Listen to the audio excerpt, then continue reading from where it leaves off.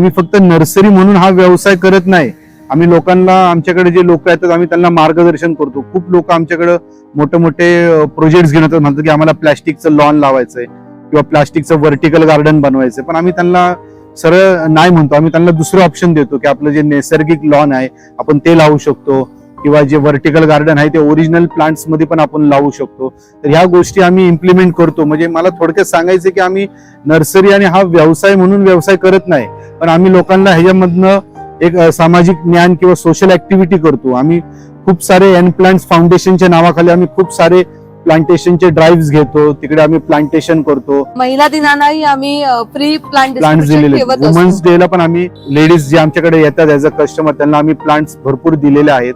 तर अशा social activity आम्ही खूप साऱ्या केलेल्या आहेत. गेले 5-10 वर्षापासून आम्ही करत आलेलो आहे आणि आम्हाला पुढे पण फ्युचर मध्ये ह्या ऍक्टिव्हिटीज कॅरी करायचे आहेत.